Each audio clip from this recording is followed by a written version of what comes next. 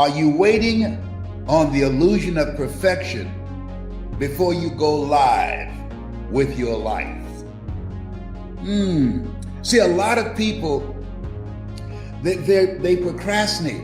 Well, I'm not good enough yet. You're not good enough yet. Are you waiting on the illusion of perfection before you go live with your life? Are you aware of the fact that you will fail your way to success? Are you aware of the fact that you don't have to be great to get started, but you have to get started to be great? Are you willing to let something die in you today that you should be going live with tomorrow, waiting on the illusion of perfection? I was one. Let me go to that. I just love this. Okay. Here we are. Are you allowing the fear of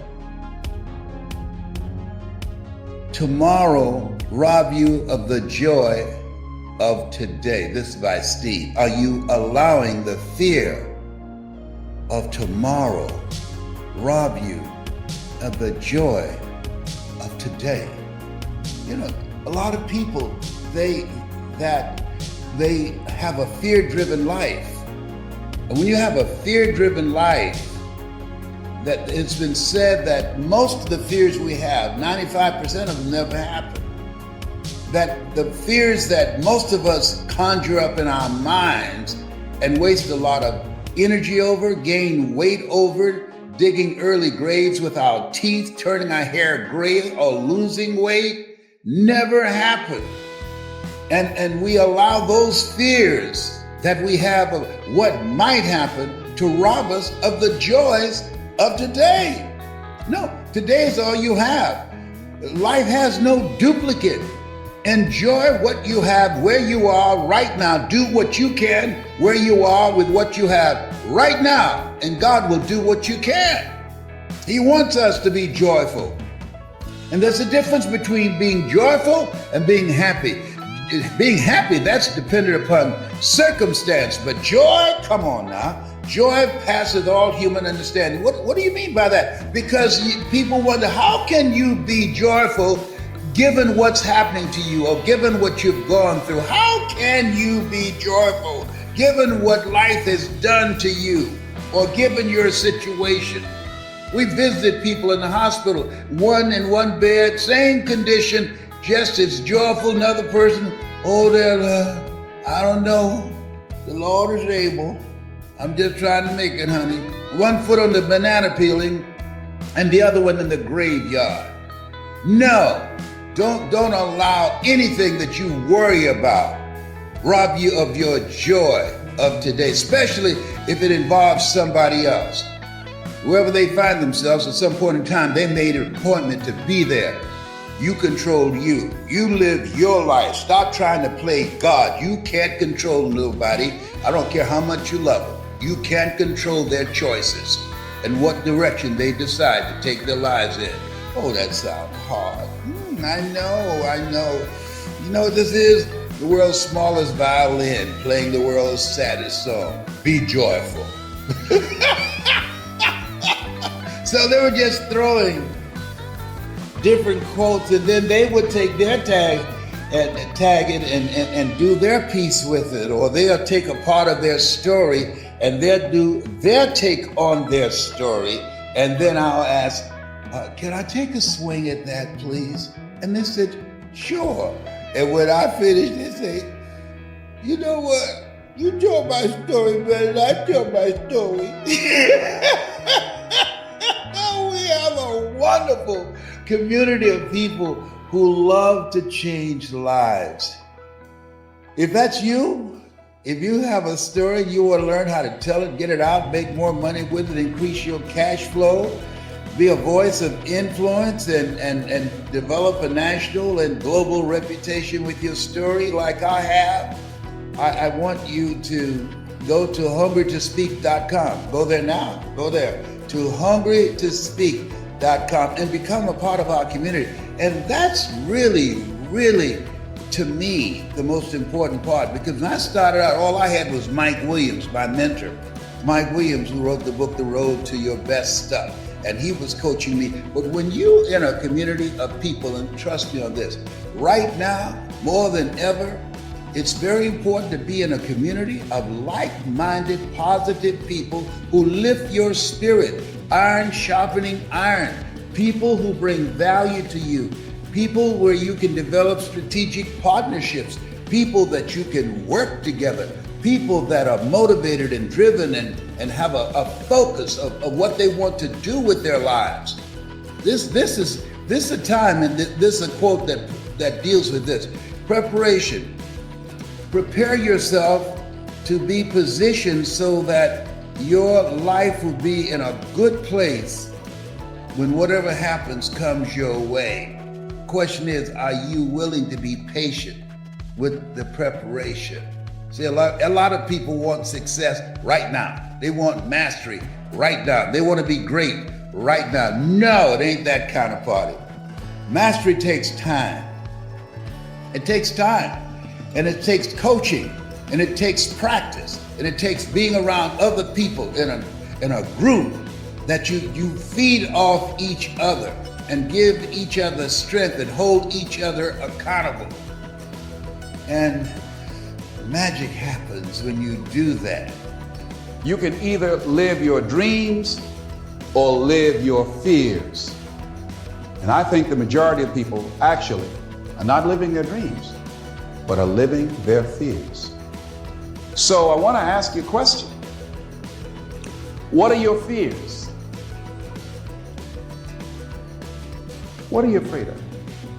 What are you scared of? Because we all have fears, don't we? We all have something that's blocking us, that's holding us back. And as we begin to look at life, what we realize is that the reason that most people are not living out their true potential, are not doing all of the things that they would really like to do, is because of fear. Some people call fear false evidence or expectations appearing real. I'm reminded of the story of a guy that was living in an area where he had some new neighbors, and these neighbors had a bulldog. And when he came home every day, this bulldog used to chase him about a half a block from his house. Every day, he would have to streak home. I mean, he would just run. This bulldog would be right on his heels. And so he just got tired of that, because he would go home about a half a block away from home. He would look around for this bulldog and he wouldn't see him. And he would go walking casually along, and this bulldog come out of nowhere, woo, woo, woo, and start chasing him, and he'd run home. So this one day, he just got tired.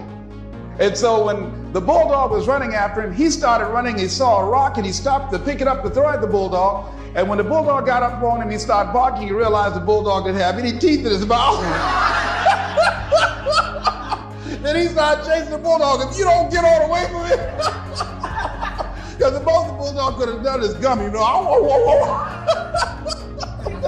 And so, you know what? Most people go through life running scared. Running scared from things that have no teeth in them, because they're false expectations appearing real. But see, we're brilliant enough to scare ourselves to death. You realize that? And there are some people actually who get a kick out of scaring themselves to death. I remember the last frightening movie I saw. It was The Exorcist. I will never forget. I was so frightened when I came home. I'll never forget. I drove in the driveway, and I had already called my former wife and said, listen, turn the lights on. I was coming in the driveway, and I was getting out of the car, and all of a sudden I couldn't get out. I started blowing my horn. I said, Madeline, they got me, they got me. She came to the kitchen and said, take your seatbelt loose, fool. I said, oh, okay. I was frightened out of my wits. But there are a lot of people who they get off on that. They love. I'm a person that, my brother is a paratrooper. My twin brother, he's in the military, career man. I would love to jump out of an airplane with parachute.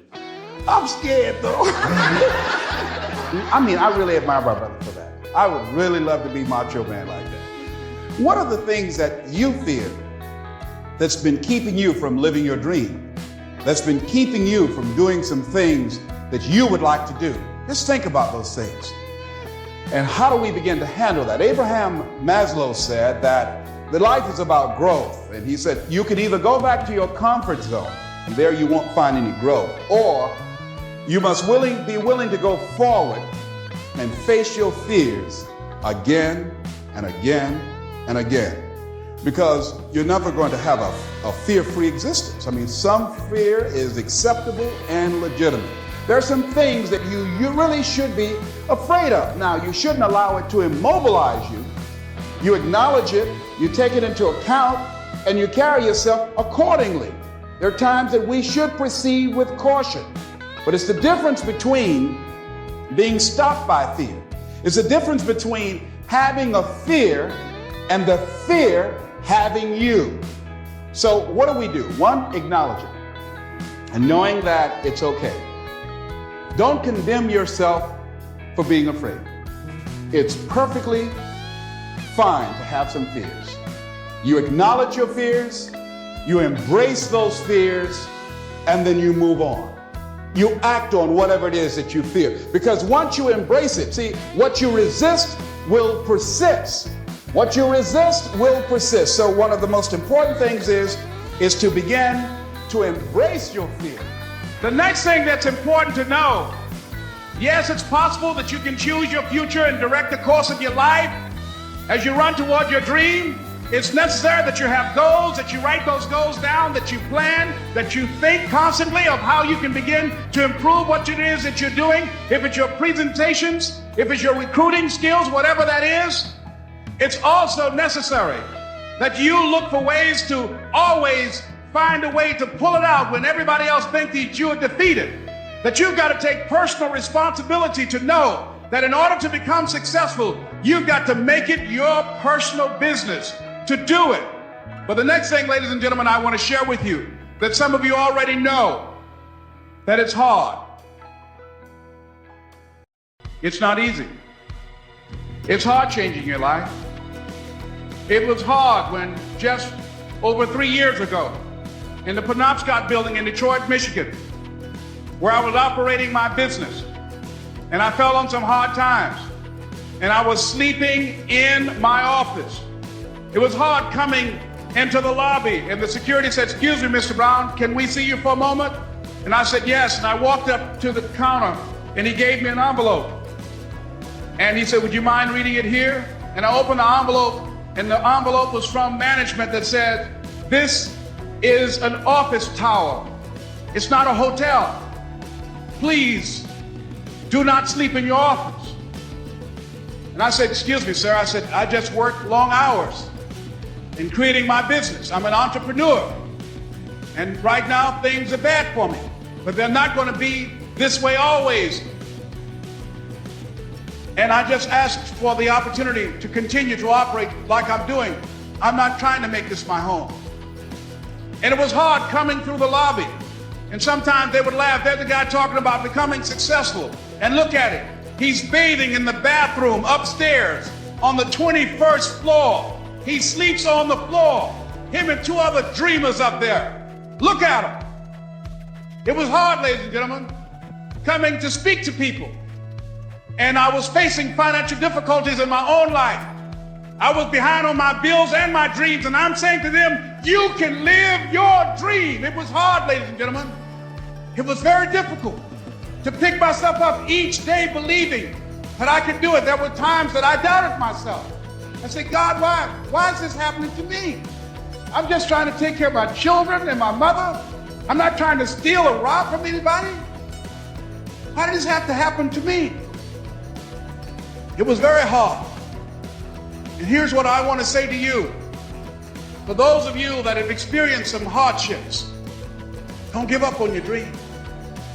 No one could have convinced me by holding on, by continuing to push forward, by continuing to run toward my dream, that one day I would have my own talk show. It's a long shot, ladies and gentlemen, from Liberty City, an abandoned building on a floor, never knowing my mother or father. It's a long shot. Being here with you today in this dome in Atlanta, it's a long shot. No college training, labeled educable, mentally retarded, but I kept running toward my dream.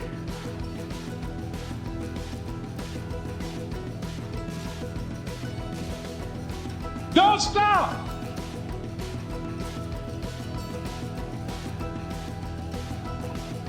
Don't stop.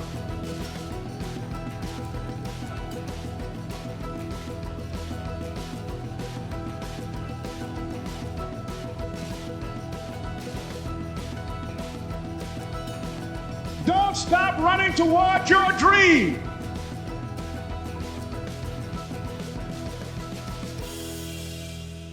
It's very important as you hold on to that dream. There are moments when you're going to doubt yourself. There are rough times that are going to come, but they have not come to stay. They have come to pass. It's very important for you to know that. Don't say I'm having a bad day. Say I'm having a character building day.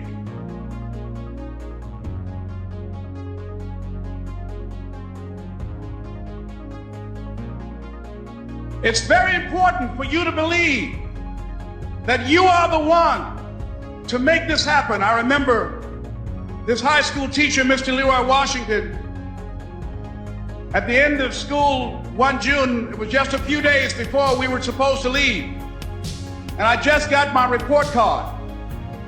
And it indicated that I'd failed history and I'd failed English.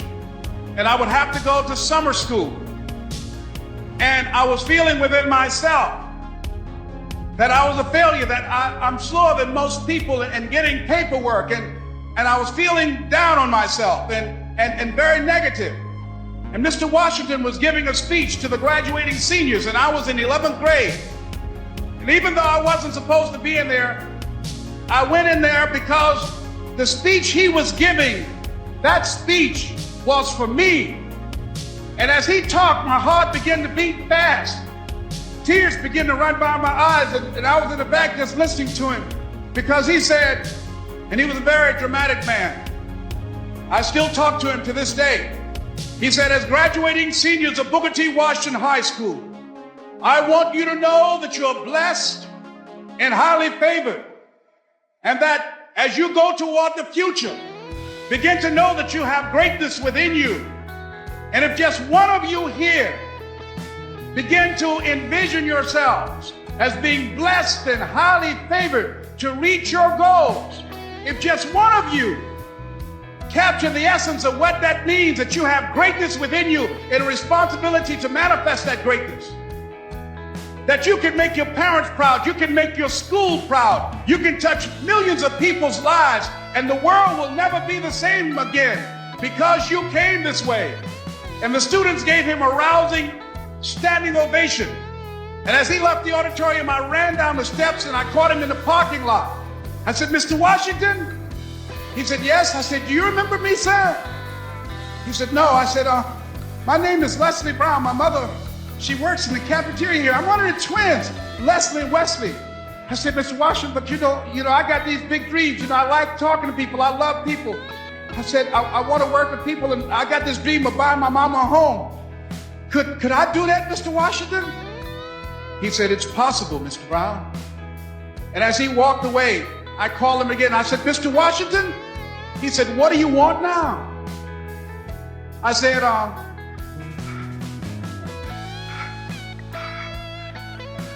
I'm the one, sir. I said, I'm the one. You remember me, sir. I'm Miss Mamie Brown's boy. I'm the one. I'm the one.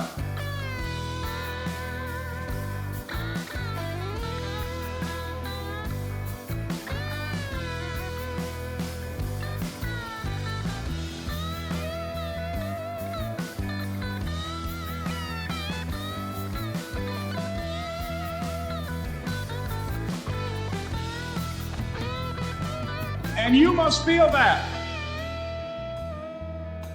that's why you're here, because you are the one. And I remember when PBS first played one of my specials called You Deserve, one Sunday afternoon in Miami, Florida. I had some friends call him to tell him to tune in. And he watched the program. He called me in Detroit, and I answered the phone. I said, hello. He said, may I speak to Les Brown, please? I said, who's calling? He said, you know who this is. I said, oh, Mr. Washington, it's you. He said, you were the one, weren't you? I said, yes, sir. He said, and you were so crazy. I said, I know, but I'm rich now.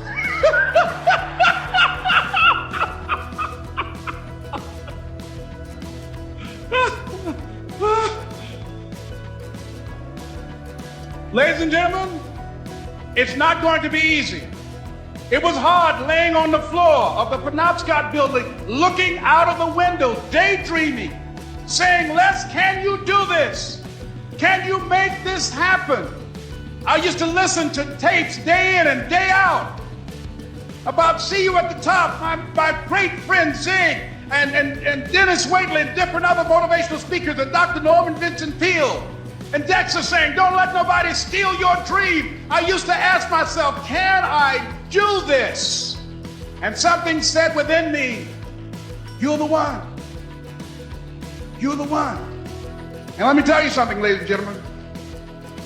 While you're here, and before you go back home to your respective cities and communities, write down at least 5 reasons on why you deserve your dream, on why you won't give up, what's going to make you unstoppable, why you must be unreasonable, because logical, practical thinking says you can't do it today. But if you want to produce unreasonable results in your life, like living your dream and taking charge of your destiny, you've got to be an unreasonable person. You've got to be an uncommon person. So write down the reasons of why you're here. My first major goal was to buy my mother a home. And let me tell you something, ladies and gentlemen. What will reasons do, Les? Nietzsche said, if you know the why for doing, you can endure almost anyhow. What do you mean by that? If you know why you're doing something, when the hard times come, and they're going to come, when the disappointments and the rejections come, and they're going to come by the truckloads, your reasons will be your rod and staff to comfort you, to pick you up. Once again, I got a saying on one of my tapes, if life knocks you down, try and land on your back, because if you can look up, you can get up. Let your reasons get you back up.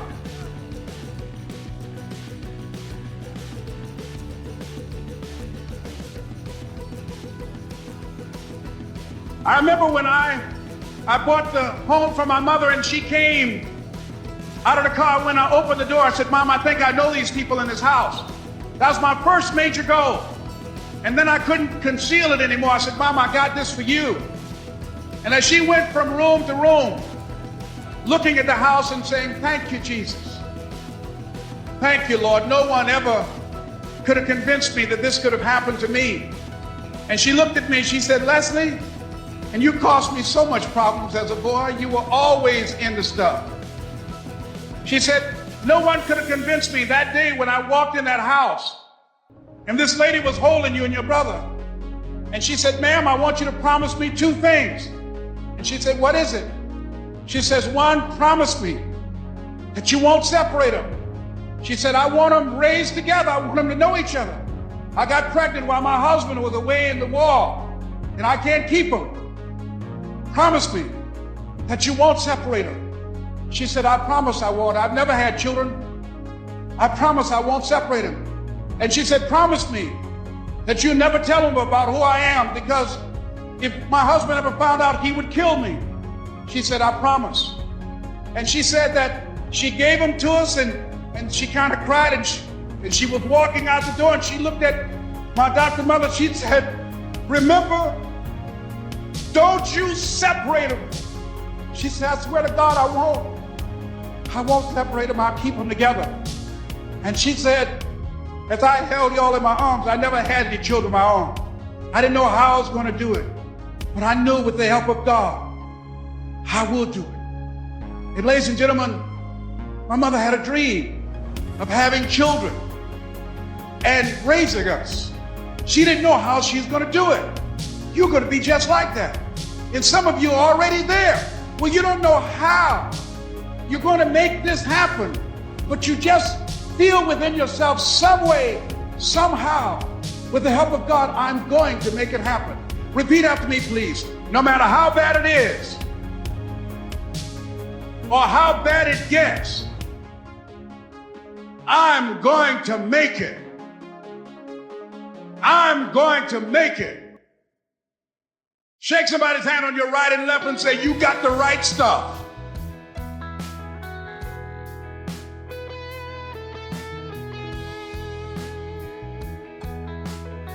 So yes, it's possible for you to live your dream. It's necessary that you associate with winners, that you work your system, that you are relentless, that you never give up. It's you. You've got to take personal responsibility. You've got to make it your personal business to make it happen.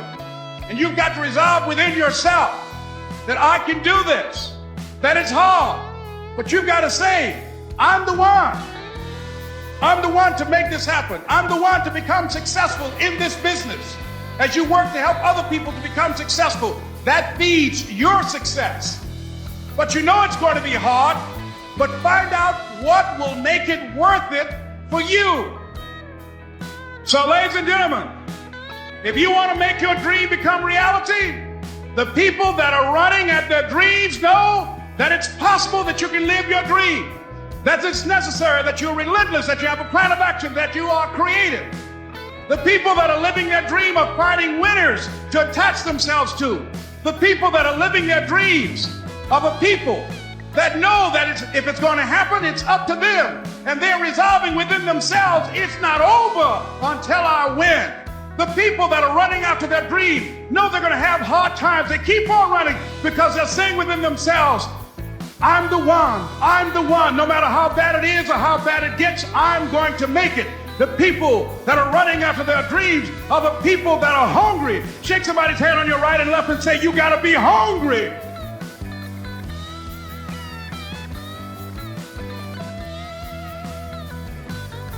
And as you run towards your dream, I want to dedicate this to you that I love very much. I want to thank Dexter and all of you. It's something that I'm known by. It's on our tapes called Choosing Your Future. And it says simply this, that if you want a thing bad enough to go out and fight for it, to work day and night for it, to give up your time, your peace, and your sleep for it, if all that you dream and scheme is about it, and life seems useless and worthless without it, and if you gladly sweat for it and fret for it and plan for it and lose all your terror of the opposition for it, and if you simply go after that thing that you want with all of your capacity, strength and sagacity, faith, hope and confidence, and stern pertinacity, if neither cold poverty, famish or gulf, sickness or pain or body and brain can keep you away from the thing that you want, if dogged and grim, you besiege and beset it, with the help of God you'll get it. You know, I had the great experience of spending time with Mello and Stormy Wellington yesterday, and we had a great time the whole day. We had an incredible time. We're doing a Wi-Fi launch, and I'm so excited to be a part of it. And one of the things I think that's very important, that you stay engaged in life. Stay engaged. And I love working with Stormy and Mello because they have a lot of energy. I'm very much like my mother, Mamie Brown. She had no old friends. I surround myself with young peoples. Whenever I go to Cancer Centers of America, and where they gave me their Perseverance Award for 29 years of dealing with and kicking the butt of 4-stage cancer. And I see people coming in, walking like they have one foot on the banana peeling and the other one in the graveyard. I said one day, I asked myself, what are you doing? Why are you here? Now, I'm not discouraging people from going to see their doctor, and I most certainly will keep all my appointments, but I had to ask myself, what are you doing? See, sometimes we have to wake up. There's something that Bob Proctor said, my brother who's on the other side. He said, most people are where they are because of ignorance. Wow. Yes. And I'd like to add to that, not only ignorance, but the lack of will, the lack of willingness to do what's required to change their situation. And because of compliance, they settle. When I was diagnosed with 4th stage cancer, I remember them having a conversation outside of the curtain, and I heard one of the nurses say, what we should do is just make him palatable. I said, what's that word, palatable? Palatable. They talk about food? They weren't talking about bringing me a good tasting lunch. Hospital food is the worst food in the world. What are you talking about, palatable? So I asked the nurse, what is it? What's the word palatable? What does that mean? Oh, make you comfortable. Make me comfortable. Y'all just told me I got 4th stage cancer. You talking about making me comfortable? Oh, hell to the no. No, I don't want to be comfortable. I'm ready to fight. And so the last time I went, and I'm watching people, I love watching people. I love watching them as they were coming on in. And I asked myself, what are you doing? Do you truly believe that you in the Atlanta traffic going to Noonan, Georgia, it took you about an hour because of the traffic, that somebody can come in and look at you for 3 minutes, listen to your heart, put the stethoscope on your back and say cough, and open your mouth, okay, and squeeze your leg, and say take your shoes and socks off so we look at your feet, okay, put them back on. Now write your prescription. 3 minutes. Do you truly believe it took you over an hour to get in, and somebody gonna come in and look at you for 3 minutes? And there are some situations that, oh well, we know you got some other problems, and I know you got some pain in the kidney area, and we will have a physician assistant to talk to you through Zoom. Through Zoom. Okay. Question once again. What are you doing, Les Brown? So going back to what Bob Proctor said. He said that most people are in this situation because of ignorance. So I started doing some research. I'm what doctors call a train wreck. But I'm eliminating this. 4th stage cancer, inflammation, type 2 diabetes, high blood pressure,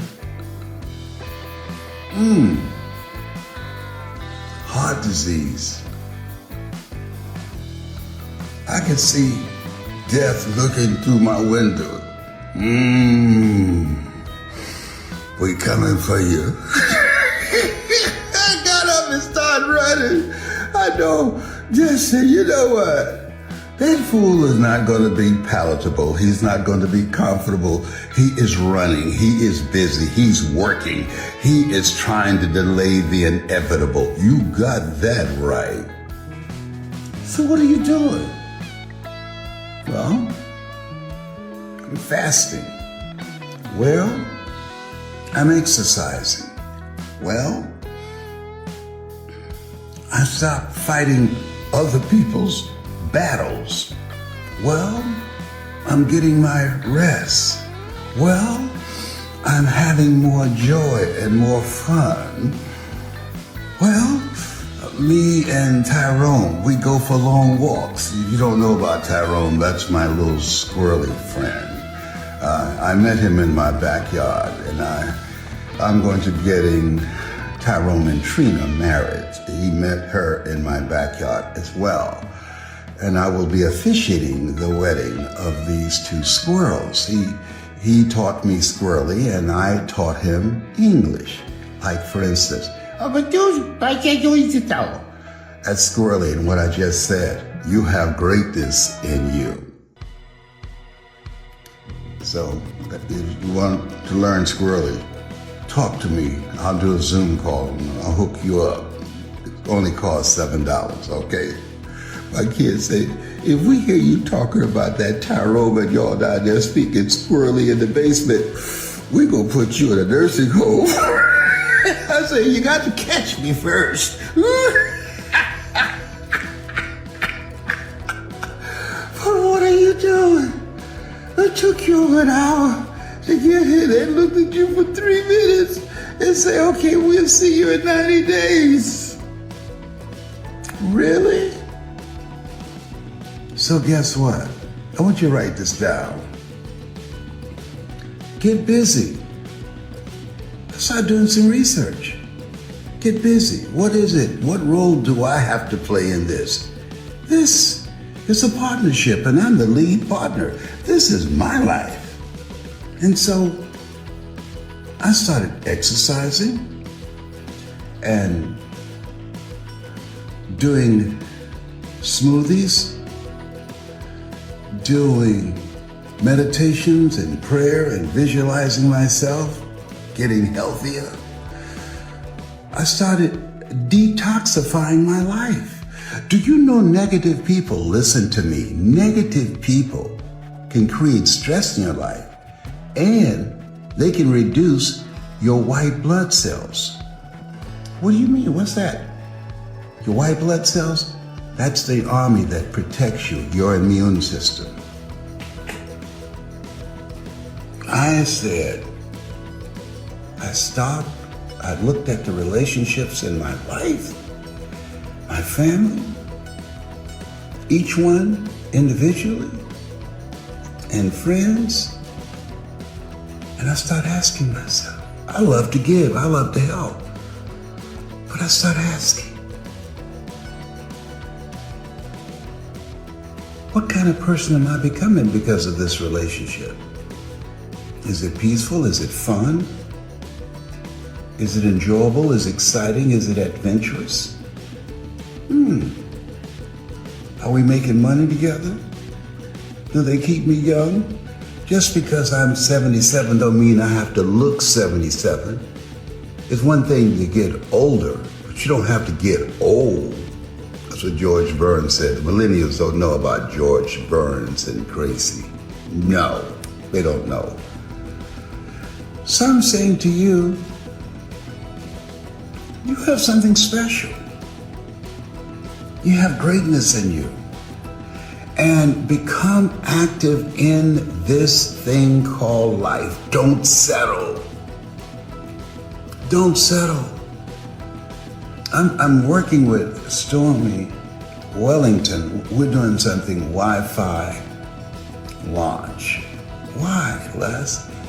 Because if you want to make money today, it's going to be done on the internet. I'm talking about and secure your own financial future and the opportunity to create wealth. Now, let me share something with you. I know a thing or two. I've been on this planet 77 years. You know why the majority of wealth is controlled by 1%? Because the 1%, they control the politicians. They own them. They're in their pocket. And the masses are kept divided by politics and religion. And while we are fighting each other, they're focused on the money. And the only people that get through are the people that are hungry, the people that are executing, the people that understand the words, commit thy works unto the Lord, and thy thoughts shall be established, and all thy ways acknowledge him. See, no, nothing works unless you work. Your willingness to learn, whosoever will. If you're willing to learn, no one can stop you. If you're not willing to learn, no one can help you. So I said, it's mindset, it's internet. That sounds like fun to me. I've got children and grandchildren and great-grandchildren. A good man leaves a legacy for his children and for his children's children.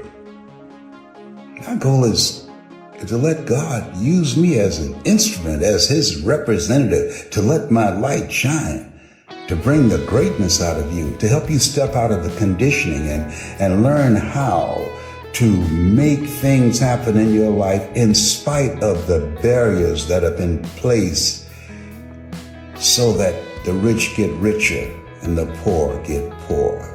Oh, I know the game. I'm a former state representative. I know the game. And I'm saying to you, don't settle. Don't settle. Life has no duplicate. Don't settle. You have greatness in you. Get in a community of collaborative, achievement-driven, supportive relationships with people who have goals and dreams, people who are going in the direction of where you're going. I'm just saying. That's my story, and I'm sticking to it. You have something special. You have greatness in you. Bye for now. Tyrone is saying bye, but he's got little short legs, so you can't see. Oh, behave. I hope I brought a smile to your face. Bye, darling. It seems like time has picked up speed. And if you got some bills, you don't get 30 days out of the month. You get 2 weeks. Didn't I just pay that? No. Come on. Where did time go? You were 77. Who does that? Wow, I served at the Lord's Supper. Time has picked up speed. This is a different time. I want to share with you and want to talk to you about something. Do what's you. Make your life count on doing the things that's true to you.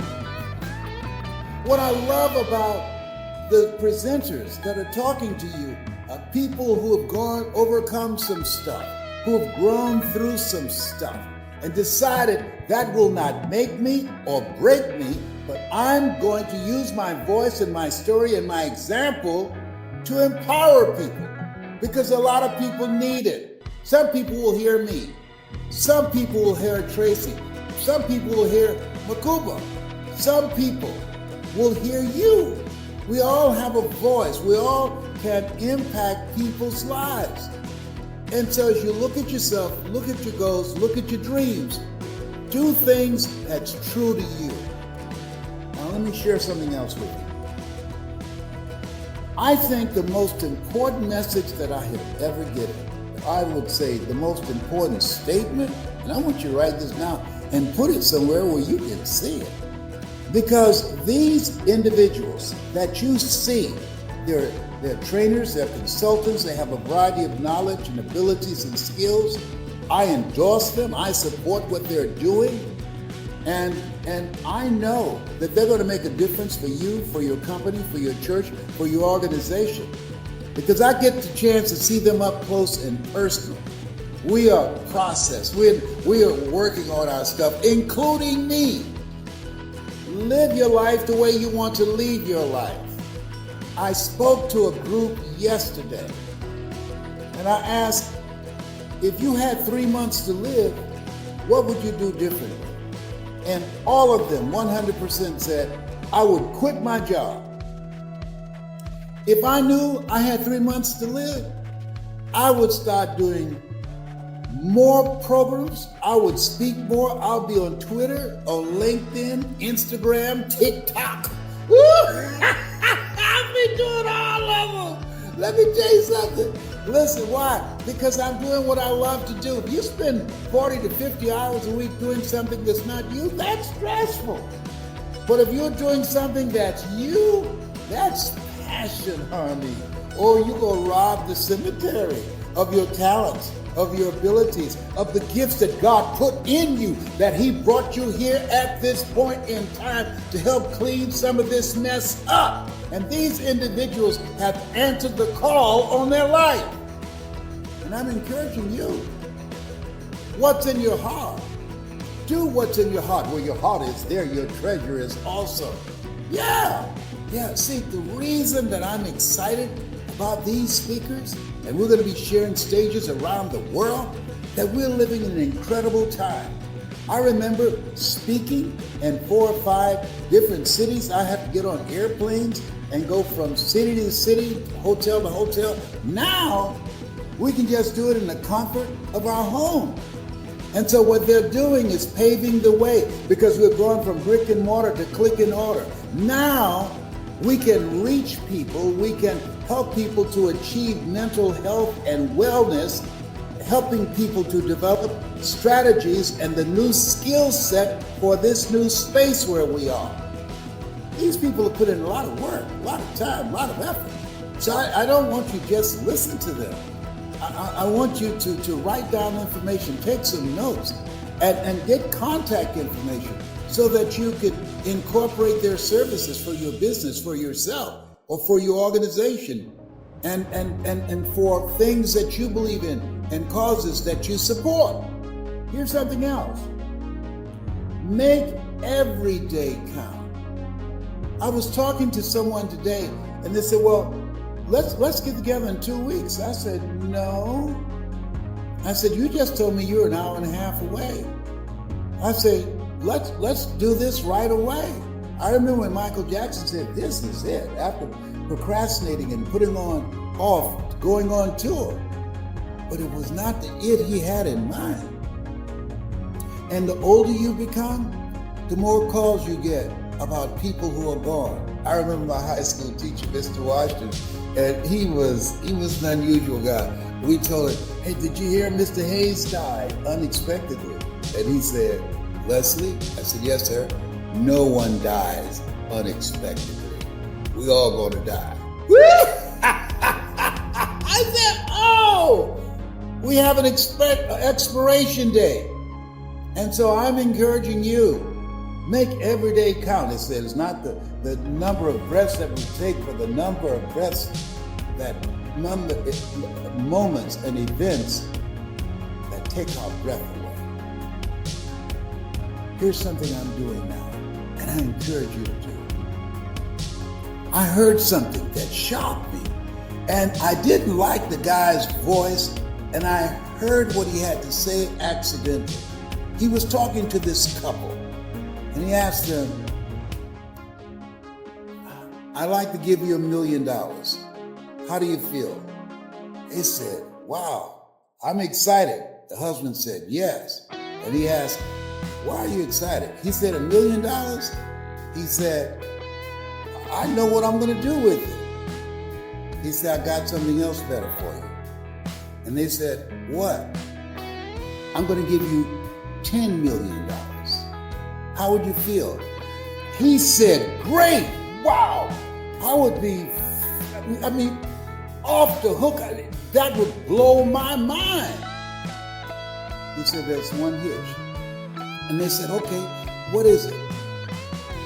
I'm going to give you $10 million today, but you won't wake up tomorrow.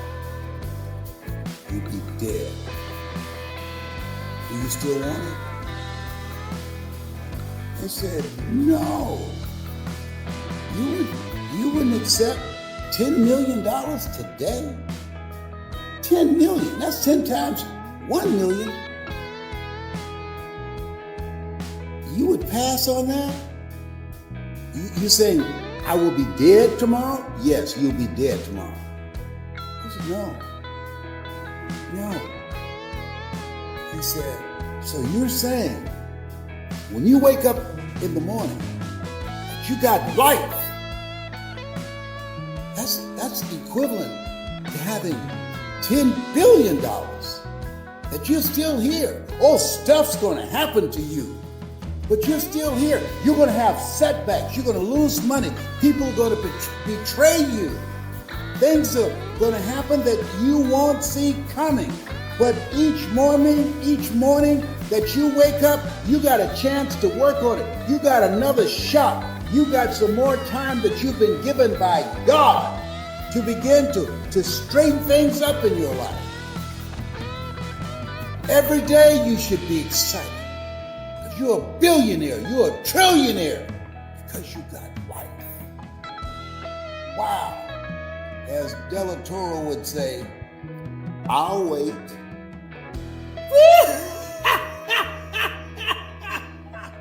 I never thought it like that. I never thought about it like that. So when I wake up in the morning, I woke up this morning, I said, whoa! There's some billionaires that's pushing up daisies. Ooh, I'm glad to be here. And I know a lot of others that would love to be here. And I still got a chance to serve. I still got a chance to make my life count.